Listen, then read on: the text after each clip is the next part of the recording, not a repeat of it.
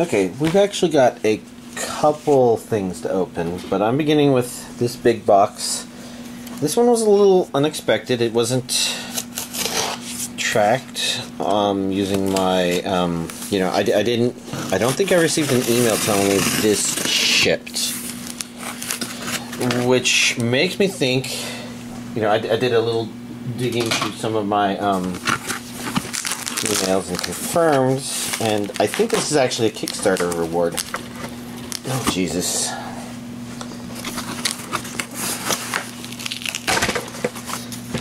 This tape does not want to yield its contents. There we go. I guess I'll just put this mouse up here.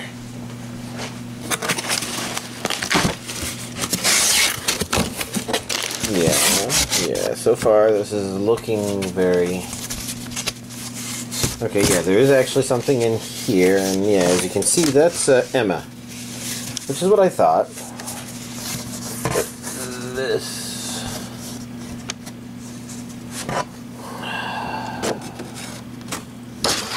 That's not a good angle, and I should be more careful with it, but I will flatten it again, and we will dig through this, because, Kickstarter means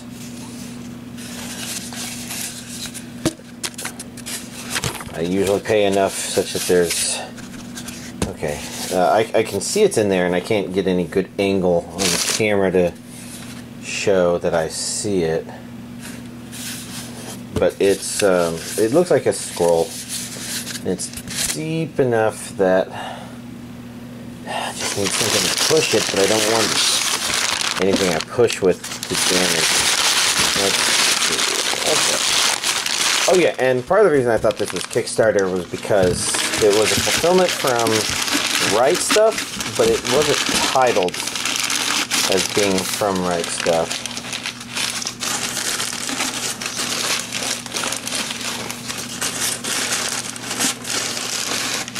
Okay, there we go. I pushed it in there. I'm actually going to leave that down so that I can open that.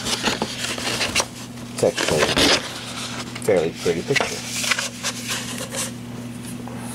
Although, we only looked at it very quickly, I know. But there's like anything that feels empty. Yeah. Okay.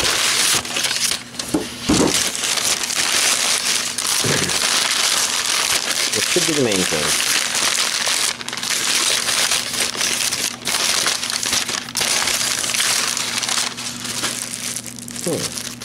Actually, that's pretty neat.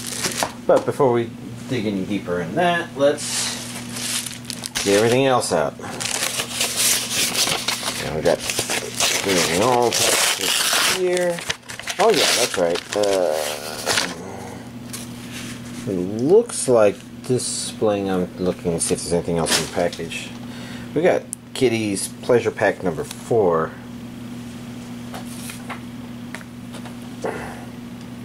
I'm just checking out the back to make sure it's not too bad for YouTube, I guess.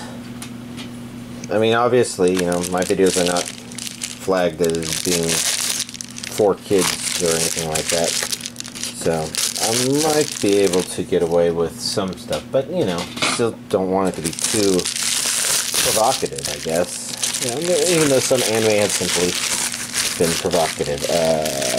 Okay, yeah. I was just thinking, I do believe there's another hentai in one of these. It should probably be this one. No. What was I thinking?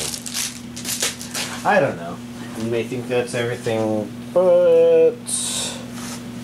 Well, we also have 5 things that were shipped with computer parts. That's what happens when you order with Amazon, right? So, first up we have Lupin the Third Tokyo Crisis. Blu-ray, Blazing Crisis in Tokyo, or the photo op of a lifetime. I don't pretend to know, but we are going to dive in. That does not look like it's the healthiest case, but At least the disc is still in... it's still in place, sorry.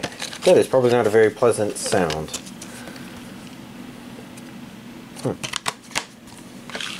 But yeah, you know, since a lot of this stuff was... You know, this is obviously the first week of this month, which means that the stuff from the end of last month came out, which means, you know, a good slew of... so we've got Ginrei, which I do believe is related to the Tetsujin 27. I'm not finding... I'm not getting that flap to come up like before, so we are going to do that.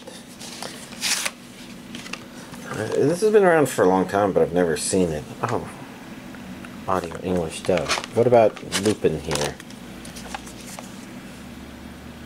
English dub. Okay, good to know. Oh, usually you don't have postcards.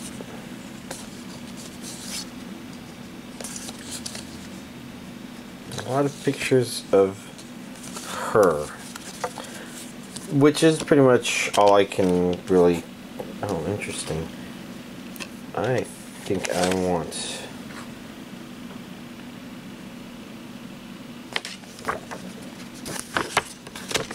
flip it. Because I like it when my, it's differ.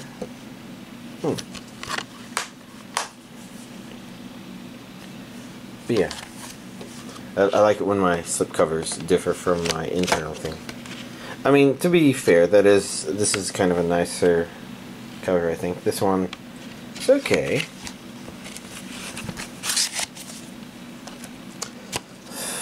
Yeah, I just noticed that I left those sitting right there, didn't I?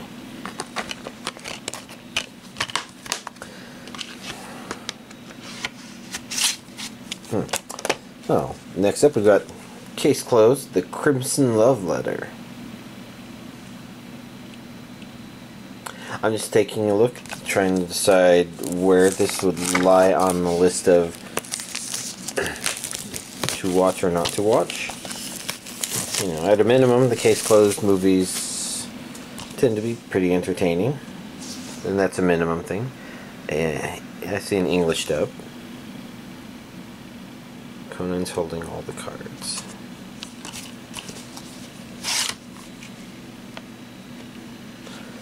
For a while there, I wondered, oh, actually, yeah, this is Detective Conan, this is Case Closed. Okay, and right now I'm kind of blanking on which is the US name and which is the Japanese name. I think Case Closed was the US release, right? Oh well. Next up we have Devilman Lady, which I've never seen any of the Devilman stuff. Devilman Lady was... I feel like an easier to get DVD series, at least it was a billion years ago. Remember, it has that same weird container that Steel Angel Kurumi had. Not that the series are related, other than I think both being released by ADV. So I see English and, you know, Japanese with English subtitles, of course. Just make sure you know how to escape. Ooh, it's a different cover. I do like that. These seem reminiscent of the DVD releases. So yeah, we've got different covers. Like I said, I like that. And Thermi Romai series. When in Rome, treat it like Japan. I really don't know much about this series or movie. This is the complete series. I thought I took a peek at what it might have meant, but whatever. You know, this is Eastern Star Discotheque, whatever, both. Catching up on Blu-ray versions of DVD releases of stuff.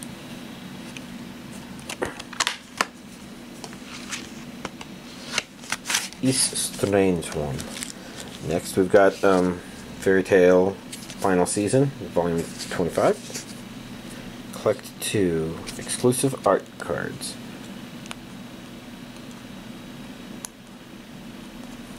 We will take the sticker off to look for that sexy L. The tail of the tail. It's all leading to the finale. Region A, English dub.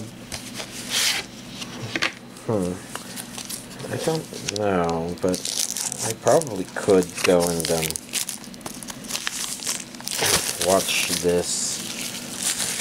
If it wasn't all over the place, I could watch the DVD versions, I suppose. Let's see.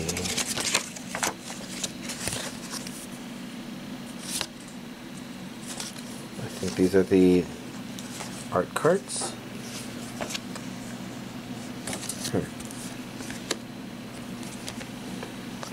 I was just mostly thinking how she's giving me slight vibes of that one character from Rising of the Shield Hero.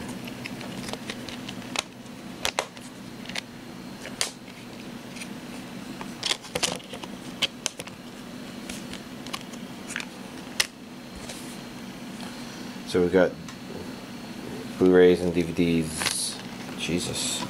None of this stuff wants to stay in. Discs 49 and 50 of each of them, respectively. Yeah, see, I get that one in, and then this one's back out again. Although I'm not sure if it was in very solidly in the first place.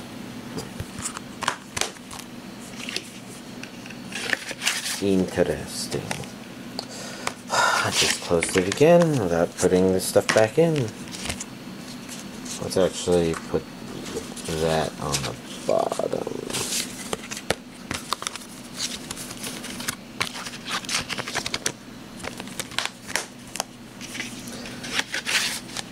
Alright, next up we've got case file number 22H, Kabukicho. Don't know much about it. We're going to take this sticker off and look for sexy, sexy upside down people. It's a little bit.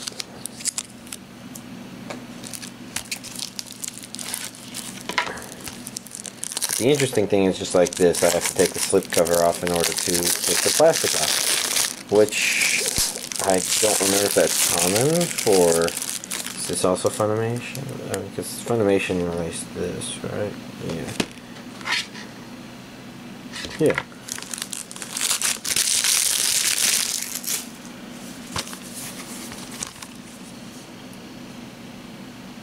Also discover the improbable. Well, that's certainly an interesting way to say it. Like, okay, regions A and B, English dub. I haven't been looking at special features a whole lot. I don't know. Part of me just wonders if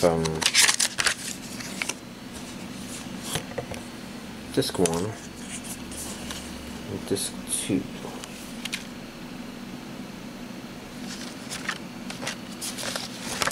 And a very uncooperative insert, which is not only folded itself, but started walking out. Oh well, it's out. Let's take a look. Don't know what to make of the cast. I mean, you know, this whole thing sounds very detective-y, and I'm curious about that. Maybe it's good. I know there's another part to this coming out, I think, this month, but oh well. And then, you know, last but not least, we're going to take a look at the core contents of what's it called, Emma, the Blu-ray release. And oh, this is probably only partial release. Well, let's take a look at these other things. We've got a book here of some sort. Maybe the book's supposed to go inside there. Oh, it's completely empty, so this is a journal if I wanted to write stuff down. Maybe. That's all stuff. So let's yeah, that's got some interesting texture to it. It's pretty. I do like how it looks like a book. It is pretty nice. What I'm probably going to do is, let's not go too far with that, take a look at our Blu-ray contents.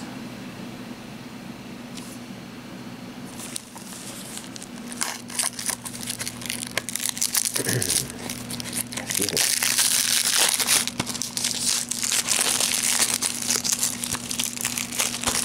Okay, I can feel this plastic is deciding to fall apart on me. Not completely come off, it's very annoying. There we go.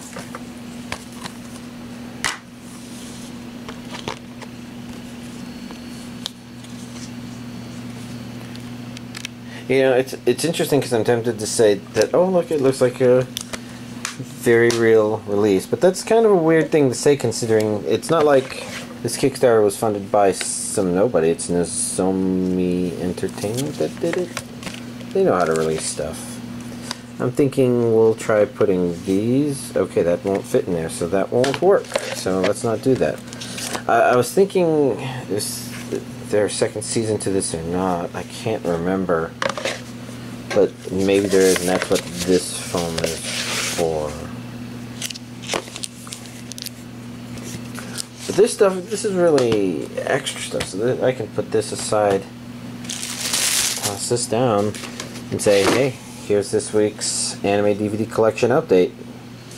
Okay, we've got a lot to talk about, not because I've been watching a lot, but because it's 2 weeks of stuff and I have been watching some stuff. There's a small variety there. So, I finished the Violet Evergarden series. I didn't watch the movie. I think part of the problem is sitting down and focusing on something for the entire length of a movie. But let's talk about the series. So, when I was summarizing the series before, this would have been 2 weeks ago, basically I was saying that it did a really good job of just being more and more tugging at your heartstrings quite a bit. End of the series was the one part I didn't know about, and I have to say it wasn't quite as strong as some of the stuff that led up to it, but it still felt pretty satisfying. The OVA was interesting. I'm wondering if it would have been better if it was actually watched in place. I feel like there's probably... It took place kind of closer to the beginning of the series and would have been kind of better there than just watching it immediately after watching the series. And maybe that's a good reason for not having immediately watched the movie, because the movie maybe needs a little bit of a breather. But, you know, overall, pretty good series. I would definitely say, yeah, give it a shot. If you didn't catch what I said 2 weeks ago, basically,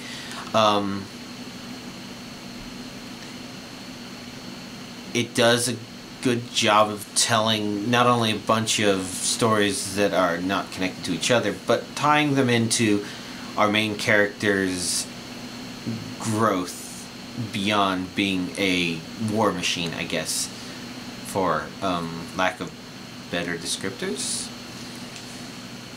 Next up, as I mentioned, Demon Slayer Volume 2 was a higher priority. And it's interesting because it wasn't bad. There were things about it that were definitely grating on my nerves, but I think this kind of explains why. It felt like Demon Slayer, when it first came out, there was this big buzz about it and felt like everybody was talking about it. And in retrospect, I don't recall people mentioning much about it, like it kind of died down. Now, you could say this meant it got worse, but it kind of started from a pretty high place, and like I said, I had some pretty good praise for the first half of it, and especially in terms of while the sister is definitely the more iconic character that people took away from the series, she doesn't carry it. Our main character is also pretty interesting because he is going on a journey, and they did make him interesting, and it's like, oh, we're seeing him do stuff. We're seeing him learn. We're seeing him not just be third wheel to everything else or something like that. So, I'm trying to think what all to describe about this. There were, like I said, there were some things that irritated me, and it's interesting because it kind of means that my analysis of it was that Demon Slayer makes interesting looking characters, but their behavior makes me want to see. I hate them, I guess, and this wasn't as immediate a problem with the previous one. I mean, I saw bits and pieces of it when they introduced characters that were going to become mainstay staples, but the problem is, I mean, I already kind of had this frustration with characters who don't listen, especially when they are really, really, I don't know. I think this one created both of them, and you didn't really see the worst of it until just after. It's like, I like some of the ideas of these, but I feel like they went too far with some of them. So you got the guy who's cowardly, but he's powerful when he falls asleep. He just doesn't know that he becomes powerful. And the problem is, so there's this issue with when you're rescuing a drowning person where you got to be careful, because it is possible that somebody who is having trouble keeping their head afloat could pull you down or something like that. And the problem is, it feels like he's like that, but he's never actually drowning. So he's just pushing people down because he's a fucking retard in shallow waters at all time without realizing he is. And it's unfortunate because there's other things about him that are kind of neat, but it means that he kind of sits on your nerves, and he just leans harder and harder and harder, and he just breaks you down. And then you've got the guy with the boar mask on, who is fun and neat, but his bullheadedness is always trying to fight with people stuff. It's annoying. And a lot of this stuff is just annoying because, you know, sometimes you have a show that's trying to go a direction, and characters like this feel like they interrupt the plot, I guess. They interrupt you seeing stuff you would want to see. You know, like your characters learning and becoming stronger, learning a lesson. So they feel kind of distracting, and I guess that's the real problem, is they're not personalities that I would consider to be entertaining on their own. In fact, of course, you know, I talked about them pretty derisively, but they also feel like they actively interfere with the main character. And then you've got the problem where you've got all these other higher ranked sword user Demon Slayer people, and most of them are just contemptible pieces of shit. Like, horrible people intrinsically. It's like, and I think a lot of that also comes down to nobody fucking listens to anybody, and like, they'll do rude things. Like, this wasn't one of the higher swords, but one of the people serving them. Like, our main character is been brought in for questioning, and he went through a thing where it's like, he's probably should be receiving medical treatment. He can't even maintain consciousness. He's unconscious. And you got somebody who's like just telling him, hey, what are you fucking doing? You shouldn't be sleeping. You need to wake up. You're in front of important people. This only makes me hate the important people, because it doesn't really matter if they lack even the basic human empathy. They're no worse than demons, which is what this show, it's not saying, but it's definitely presenting them that way. And it isn't all of them like that, but the truth of the matter is, it's one of those things where you want to kind of beat the shit out of all of them and say, if you wanted to be treated with respect, you should have been treating other people with respect, you fucking clowns. So, all that frustration aside, there's also the problem where the activity in this is pretty low. Like, I don't remember what all it was in the previous one, but it felt like it was a little more moment to moment, and there were interesting things that happened here, but it felt slowed down. Now, it might have been slowed down to give a chance to maybe do a sort of shonen-y heal up but train up, sort of like a training massage. That is not the word, and I can't remember what the word I want to use actually is. This is horrible. Anyways, montage. Maybe it's sort of similar to a training montage. It's a little weird because this one's about how breathing is important, and breathing is important, but for this one you would think that they can go Super Saiyan if they breathe correctly, which is kind of where it is sort of going with some of the stuff. It's a little weird, but a lot of this felt like it was that. There was another half of it that was just a demon incident, I guess. And so for something that's half a core, that just, it sounds a little spaced out. It makes me wonder if maybe the pacing slowed down. It's really hard to tell. And it doesn't feel completely meaningless, but it does, you know, despite the fact that there's a lot of bitching I can do about this, it was still nice to have on, neat to see. The progress still worked. Annoying characters aside, you know, a couple of them are like,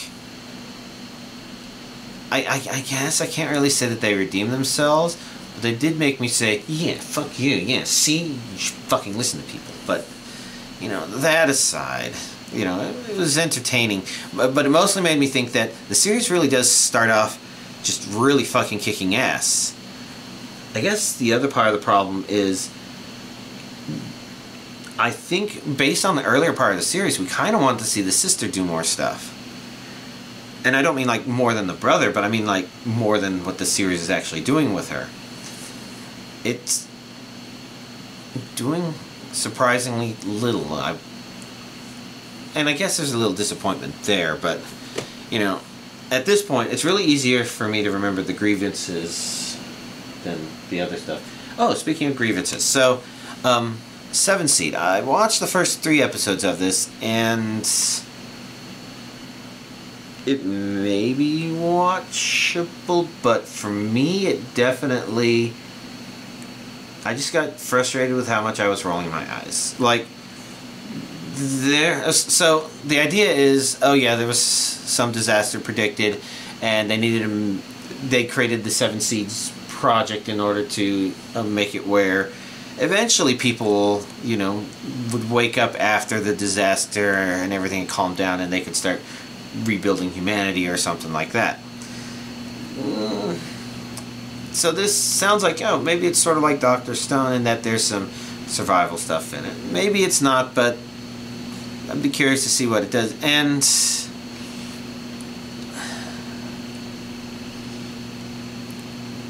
3 episodes is generally considered fair. Sometimes some series need to do more than that in order to establish themselves as being what they're really going to be doing. But the problems with it, there's some storytelling problems, severe storytelling problems, and then there's just some biology problems. So this is interesting because, like, especially comparing to Dr. Stone, I talked about how that one has obvious problems where it's like, that's not how lions behave. Like, maybe a lion was just the wrong choice of thing, you know, maybe they could have chosen another animal. Maybe they could have, no, they couldn't have made lions work better that way. Lions are ambush predators, as I mentioned. But for the most part, it's kind of brief. It's important for the story, less that it was lions that were singling them out, more that it was just a powerful predator that they couldn't take out, and that led to the next step in the story, and that was okay because it's a bit of an afterthought. It has ramifications, but those ramifications have more to do with the characters interacting with each other afterwards as opposed to what happened at that moment. So, the storytelling problem with Seven Seeds kind of begins with, you know, I guess you have different groups. You have one that wakes up, or rather, first main character, maybe. Where the hell is she on here? Because she's not one of these people at the very front. One of these two people at the very front. So, I guess that kind of indicates part of the problem in that the show doesn't really seem to have a clear storytelling objective in mind, so much as character moments, and those moments don't necessarily make sense, which destroys those from even becoming their own story. And my example is, so our girl, the girl that we begin focusing on, wakes up. She's a clumsy, I think they said she might have been a shut-in. She's confused. Oh, but that's my backpack. They're on some sort of sinking ship thing. They're getting on a raft. She's clumsy though, and she slips and falls into the water, and that stuff's okay. And you have a guy who's the guy that's like, oh, I would be the one who dives in. You have another guy who's like, there's no way I'm diving in there. And all that's okay for establishing them as those personalities, but then the main problem is that he grabs her, and when he comes back, he starts having an argument with the guy, you know, the guy who's the dive in to save her, starts having an argument with the guy who's don't dive in to save him, save yourself.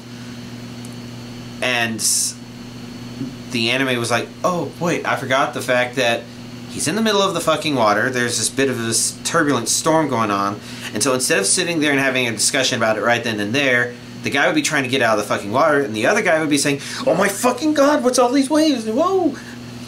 You know, it wanted to stop to have them talk about it, but it didn't make sense for them to stop and talk about it right then and there like that. And there are plenty of little problems like that in there, where it's like, oh, well, we just want this character type here for this situation, but it makes it feel so manufactured, because what happened is it's called 7 Seeds, so as you can guess, there's supposed to be 7 people, but there are only 4 people.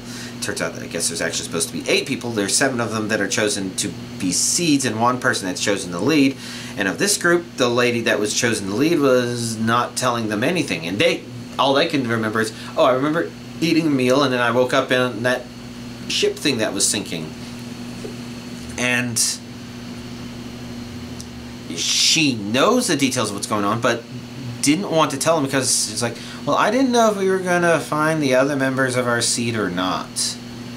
What? I mean, it's just like, there's no reason to withhold that information. Like, even if you're just trying to ease people into reality, I mean, first of all, it doesn't change the fact that the reality of their situation is the reality of their situation, which is they're in the middle of a fucking island. If they're hoping for rescue, I'm not even sure if it really makes sense to encourage that, because she should say what she knows, and she doesn't, and then there's this weird thing. It's just, and the other seed group that the show shows us is their guy that was the one who knew everything that was chosen to help them.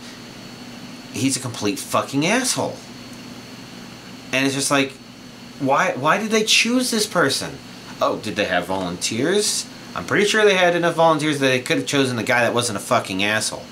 I mean, the guy had aspirations that were kind of noble, but, you know, sometimes you can have somebody that wants to help the poor or the homeless or something like that, and if their response to that is to just go into a mall and shoot people up and say consumerism is bad, it doesn't matter if they thought they were helping the homeless, if they're just, you know, murderous psychopaths. And this guy isn't that bad, but...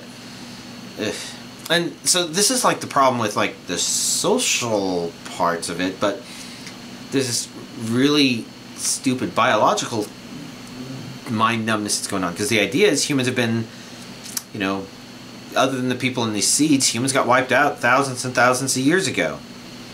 You know, kind of sounds like Dr. Stone, right? And I don't know how long it's supposed to be, but it's also kind of weird that they would be running into certain kinds of problems that they were with the seed ship, I guess. I don't know. It's weird, but you put all that aside, and maybe there's some... What's going on? No, there's evidence of that. But then it's like, okay, well, they're waking up in this world. It's no longer colonized by humans. So what gets put in there? So you did have these rat things that kind of ate toxic plants, and so they didn't eat their intestines or whatever. And that's fine. But then they have carnivorous plants that are inspired by our carnivorous plants, but they don't make any sense. So like, you had a Venus flytrap that was the size to be able to eat a human on an island where there aren't creatures the size of humans for it to eat like that. And even worse, a Venus flytrap is a very, it's a trap. So like, when the hairs get triggered, it causes water to rush out and causes it to close. And then further triggering of the hairs causes you to be drained more, seal up, and all that stuff. This one just kind of reached down and grabbed the guy just because they're like, oh, that's Venus flytrap, right? No. And they had a purple pitcher plant, which for some reason Klutzy Girl almost slipped into, which didn't make sense. It didn't make sense where it was located, how she would almost slip into it. It was contrived as fuck. And there's also this carnivorous plant that pretty much looks kind of like a hairbrush with a bunch of sticky dewdrops on the end that wraps around bugs like that. And they had one of those that just reached out and grabbed the person, and it's just like, they don't reach. This isn't how carnivorous plants work. What the fuck is going on here? How are they supposed to sustain themselves? They wouldn't grow to that size if they didn't have the ability to, or if they didn't have something that for which that size made sense. It doesn't make sense. Oh, what about the other group? Well, they were dealing with giant bugs. Giant bugs is already kind of an eye raiser, but that's the kind of thing that's like, whatever. What are you gonna do with this? And for that one, they had asshole guy. He got stung by one that was maybe dead, but they were like, we should really make sure, and he was being an asshole about it. And the idea was that he got infected with parasitic larvae, which is already kind of what? Because parasitism kind of requires this close evolutionary race between the one putting the parasites in and the infected, especially since the infected organism, they have immune systems that fight these things. Like with wasps and caterpillars, you're gonna have wasps that I say predate, but predate. They hunt specific caterpillars. They're not like, oh, I'll just lay my egg in anything and poof. They have this target specific things, and they usually have a viral load that's with them that is what suppresses the host's immune system from attacking the eggs once they've been put in the system. Not that it's impossible for like the eggs to kind of survive, but potentially, I mean, there could be a bit of an arms race there. But the point is, in order for that to be there, usually there's a pretty close, and this is even more true for parasitic larval species that affect behavior. So like, oh yeah, and so this show kind of had it where he got that, and then he just kind of started acting weird, and for some reason he didn't get killed by other insects when an accident happened, and they thought he did, which doesn't make any sense either, unless the only insects on the island are the one thing, in which case, what the fuck do they lay their eggs in? It's probably not people, and it's probably not other things. It's probably not even monkeys. There's probably not enough monkeys to do that, especially since what they did wouldn't actually work for that. But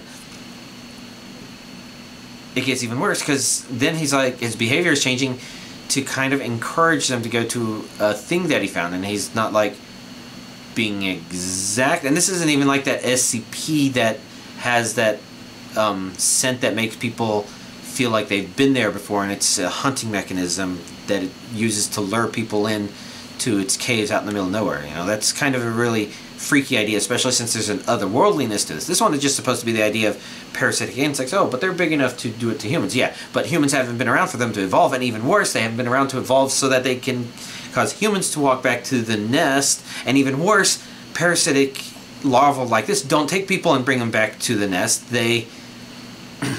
You got some that do things in order to encourage them to be eaten by certain animals, like they make mice less afraid of cats, or they'll make some bugs climb out to the top of grass so that they get eaten by an herbivore that then they reproduce in the digestive tract, or something like that.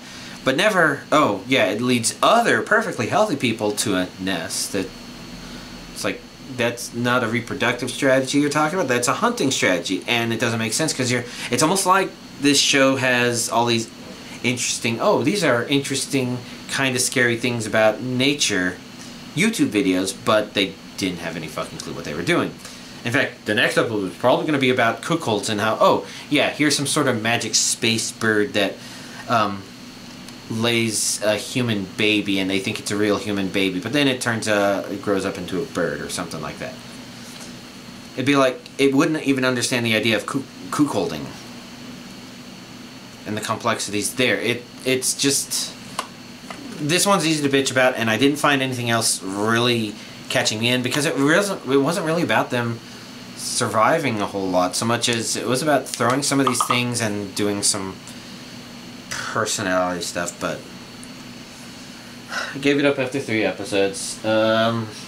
Assassin's Pride was very strange. I went 9 episodes into this one, but it felt like there were storytelling problems from the beginning, and I guess there was enough curiosity that I was wondering if it was going to make something of itself, and maybe it does. But the main problem is you got these 2 characters on the very front, and my question to you is, who's the main character? Does it matter? Actually, yes, it fucking does, because there's 2 completely different stories that you're telling with them.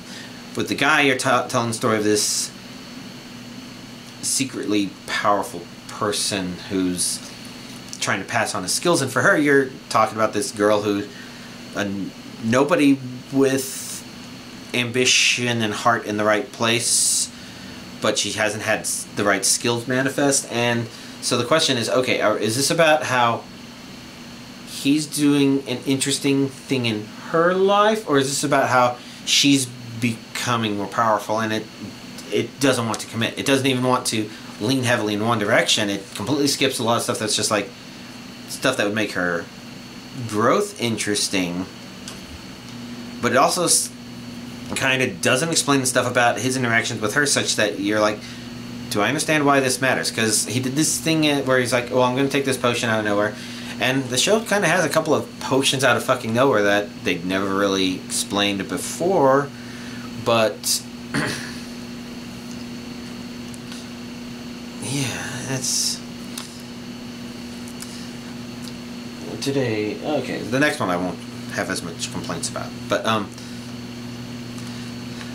and then it's like he was like supposedly training her so that people would see a miracle, so that she would be using mana for the first time in this upcoming competition where people thought that she couldn't still use mana and stuff. And it's like, okay, she did, and she kind of kicked butt, but she didn't kick enough butt such that people would see a miracle per se. So it's like the fact that she's there doing that isn't there, and then it switches gears again, forgets about that stuff, because it's like, oh, is it really about him, his backstory, his motivations, why he's doing this? Kind of, but then it kind of flows. And then the last story arc I was watching, it was so fake as fuck that I did put in the next disc thinking I would continue, but I'm like, nah, I'm tired. Because like, you had this thing where it's like, oh, well, he's been with her as an instructor for, I don't know, a couple of months, but then problems start happening when somebody else is there and they all think it's him because, oh, he's a great detective, he gave evidence. But the show kind of wants us to maybe see it from the perspective of our main girl who knows he's innocent but doesn't know for certain, and I don't know. It feels like there's just some things it did because it felt like it wanted to have them happen, but the story hadn't really tied everything together. And like I said, there's some things about it that are just kind of interesting curiosities, because it kind of reveals that, you know, not only is there some sort of... No, okay, so it also begins with him needing to determine if she will have mana wake up, but he determines not, but decides to help her by kind of sharing his mana with her, basically. And he says it's kind of at risk, but we're not given any reason to completely understand why he decided to do it, other than the fact that, oh, and this is, I guess, the main thing. This show is a little fetishy, I think. Maybe not quite as much as some of the others I've talked about, but it does kind of feel like there is this idea of him being a guy doting on a girl who's, you know, cute and helpless, but not incompetent per se. She just needs your push and something like that. So, you know, she probably likes being taken care of by him, and some of that stuff works out fine, in my opinion. But it is also, I don't know. So I don't know what to think about it, other than the fact that I had gotten far enough where it's like, didn't know why he was making those decisions, why they would necessarily be bad, because, you know, they kind of introduced this potion out of fucking nowhere at the very first episode that did the thing he wanted. So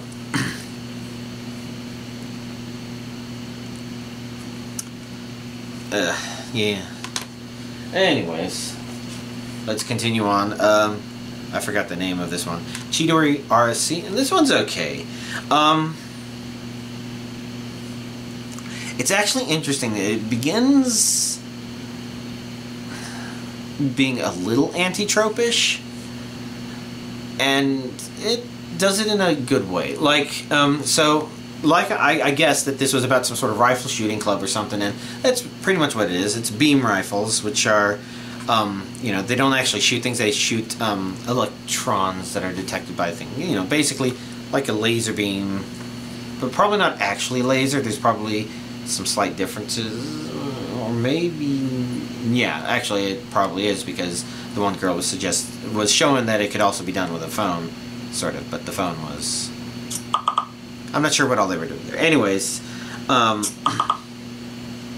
so it's about a club, and as you might expect, it's about, okay, well, the one at the front is just in high school and she wants to join the club, and oh, well, they disbanded the club, so we're going to need to find members. You know, that's a pretty standard start to a lot of this stuff.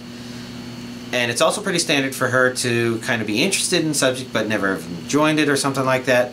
But no, this one was just like, oh, this is that. But then, like, you know, her friend was already there, and two other people pretty much came to her saying, yeah, we're going to do this. So it's like, instead of starting out with, oh, we got to go and find our members, they just came together. And it actually worked out pretty naturally. I thought, you know, that they had reasons they wanted to be there. And our main character isn't actually a newbie to the sport. She's just really fucking stupid. But she's been doing it since elementary school, and she forgets rules. She understands stance, so they don't have to go through, like, what kind of stance. She's just, you know, like, a little airheaded in that regard. And so they use that to feel her being able to not know, oh, what are the rules again? I forgot. And so our main character can say, you have 45 minutes to shoot 60 shots and a cumulative score of the whole thing. I watched 4 episodes, and I'm not sure if I'm going to watch more. It's not that it was bad, it's just that it didn't quite have the hooks that it really needed in terms of, like, being an underdog sports story. But I was worried it would be a little more focused on, oh, well, they've created this club, but this is really more about them hanging out on a day-to-day basis. Here they are, you know, being the Beam Club, but they go to a movie or something like that. No. The club is pretty important and central to the plot. It, you know, wavers slightly away from it, but not far enough away that you're like, oh, okay, yeah, this isn't about their club. This is about the people that are having fun there. And, you know, you can think of it, I'm trying to think of K-On! Now, K-On! Had its very musical moments and its very, you know, cute girls doing cute things moments, where they weren't doing that. And I don't recall them doing the off-music stuff to the point where it felt like, oh, no, this isn't about a music club. You have things out there that are like, oh, well, this is about game club, but it's really more about, oh, we came up with these funny interactions for characters.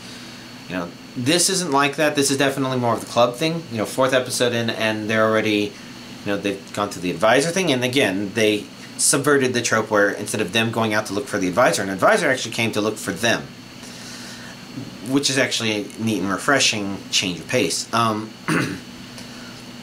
They've had a practice competition with another school, but they need more official competitions and things like that.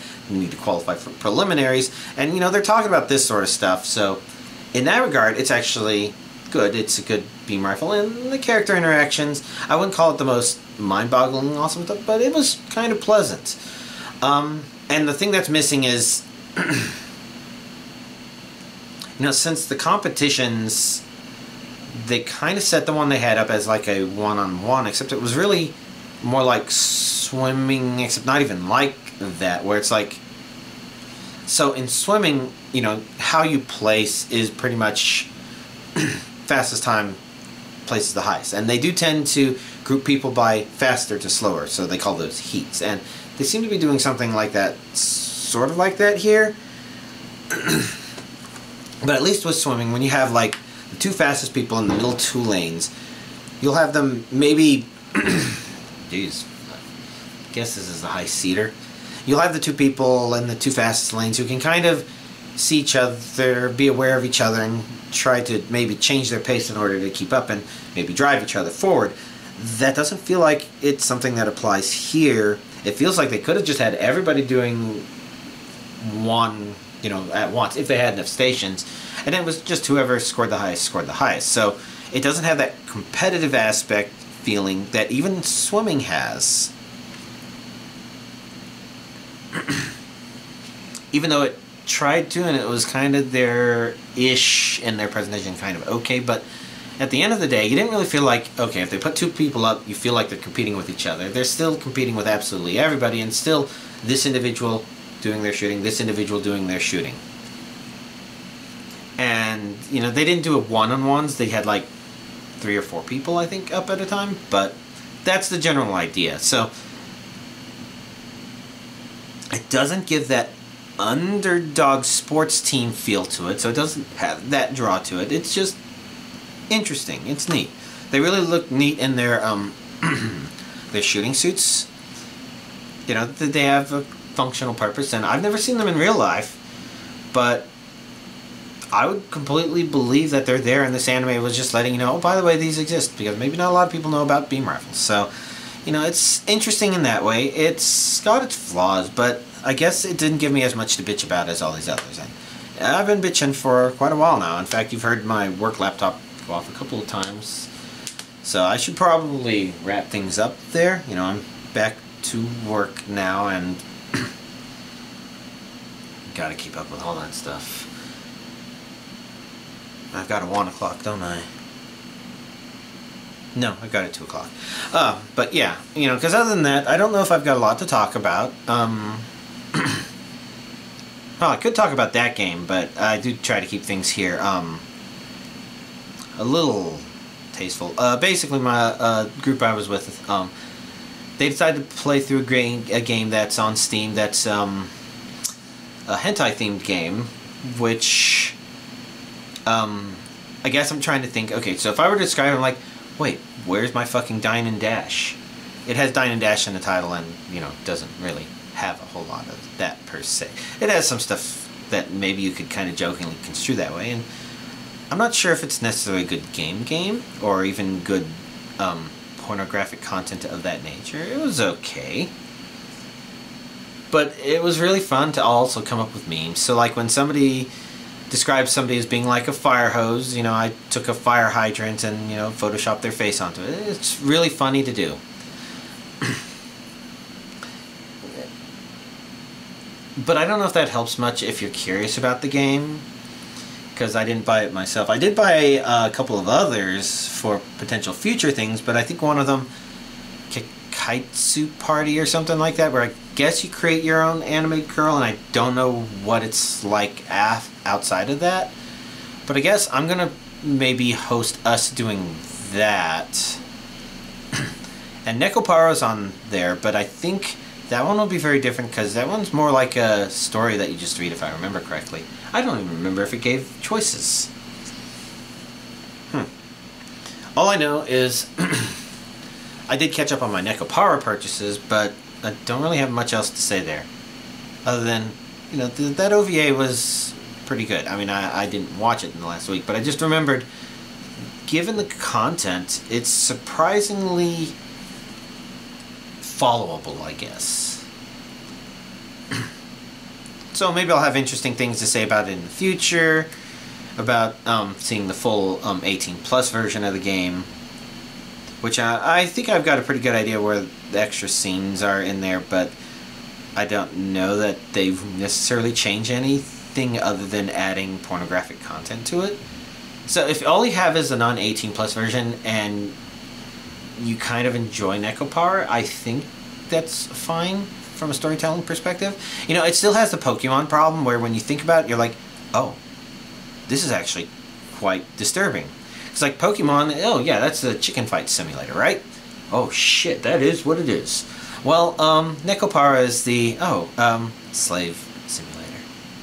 Now, you know, it all has a happy veneer to it. The Pokemon are like, yeah, let's battle, and the cat girls are like, we just want to be helpful. But it's still, at the end of the day, they are a sentient species that's very close to human. Especially some of them, you know, it's like, oh, well, they have instinct problems, but they're still basically a slave species. Oh well. And for the VR chat world, I think I've reached the point where I just need to, in order to move forward with the stuff to start finishing it, not only do I still have a couple bugs to fix with the networking stuff, but I also, oh yeah, because last time I didn't even have my computer assembled. I have a new computer I put together that I mentioned in my room tour that I was going to put together, but with that I was able to test my world and see, oh, some of these networking things are not working like I thought they would. Bad bugs, sun never rises, horrible things.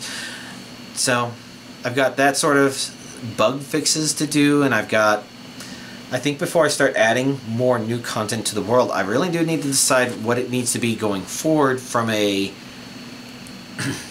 how I organize the design perspective. In other words, I need to go through the steps of making it more optimized. Right now, it averages like 700 draw calls, and given what it is, it's probably not too bad, but at a lower bound, I think I determined that I could get down in the 60s. Now, I'm probably not going to actually be that low. That's if I took absolutely everything, made it one single mesh with one single atlas, and there were problems with that atlas. But a couple steps back, if I just if I reduce the number of meshes, if I reduce the number of materials with atlasing, you know, grouping together, oh, these are the things that are reflective, these are the things that are partially reflective, these are the things that are transparent, these are the things that are static, these are things that are non-static. Things sort of like that. If I group things together, I can probably eventually end up with something that's pretty close and should be good enough. And so I guess what I'm working on is very slowly optimizing. And it's just tricky because there's certain things where I'm like, well, even though I'm going to be combining meshes, I have to keep copies of some of these meshes separate because I use there are a couple places where I could not approximate the collision using box colliders, so I'm using a mesh collider for a few small parts of the map.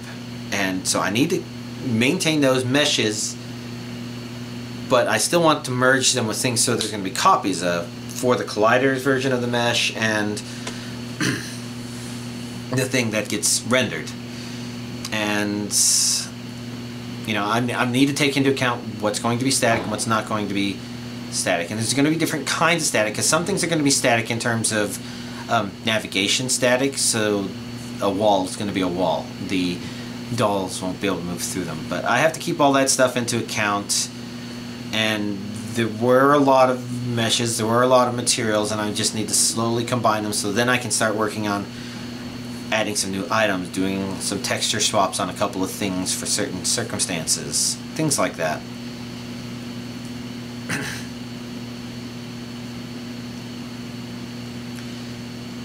And yeah, you know, I just got to work at that. But it's going to be slow now that I'm back at work. So, it's been a long video. I got to start processing it. Y'all, have a nice week.